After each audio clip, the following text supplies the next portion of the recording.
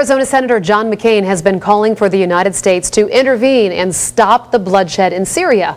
McCain's calling for airstrikes in the same way the U.S. intervened in Libya. But at the same time, another Republican lawmaker says if the president does intervene the same way, he should be impeached. So what is going on? Ben has the reality check. Well, it was less than a week ago when Defense Secretary Leon Panetta sat before members of Congress to explain the process for U.S. intervention in Syria. And what was said should be stunning to any American. When it comes to the kind of military action where we want to build a coalition and work with our international partners, then obviously we would like to have some kind of legal basis on which to do it as we did in Libya. So let's start there. The U.S. did not have an American legal basis for intervening in Libya. It was March 19th, almost exactly 1 year ago, when the U.S. and British forces began firing Tomahawk missiles at Libyan targets. Now, the U.S., after getting approval from the UN and the Arab League, began to enforce a no-fly zone over Libya to reportedly protect civilians in the town of Benghazi who were going to be slaughtered, reportedly, by Colonel Muammar Gaddafi. But the mission quickly changed. After enforcing that no-fly zone, the U.S. and NATO partners began bombing various sites in order to force regime change. The bombings by NATO and the U.S. continued until late October and ended with the death of Gaddafi. The operation in Libya per se, though, was not the problem. So let's not get caught up in that argument. The problem with Libya was that the president did not ask for nor receive congressional authorization for any military action in Libya from the Congress.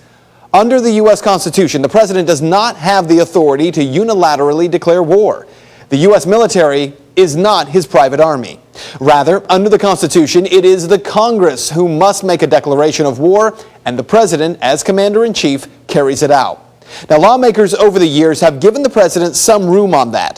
The 1973 War Powers Act requires that the president receive authorization for use of the United States Armed Forces within 60 days of beginning a military operation. In the case of Libya, well, the administration made the case after about 90 days that they were only supporting a NATO-led operation and that we were not at war, which is why Senator Jeff Sessions questioned Secretary Panetta about it. Do you think that you can act without Congress and initiate a no-fly zone in Syria without congressional approval? You know, again, our goal would be to seek international permission, and we would come to the Congress and inform you and determine how best to approach this, whether or not we would want to get permission from the Congress. I think those are issues we would have to discuss as we decide what to do here.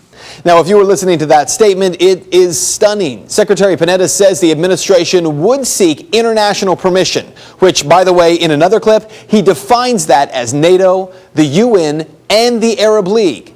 But then says the administration would only inform Congress, and then again, whether or not we would want to get permission from the Congress. I think those are issues we would have to discuss as we decide what to do here.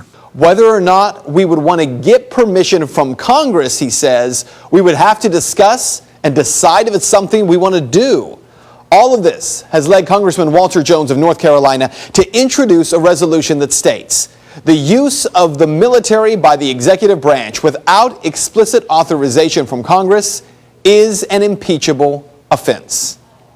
So here's what you need to know. The calls of this being an impeachable offense have come from both the right and the left, and it clearly is an impeachable offense based on the Constitution.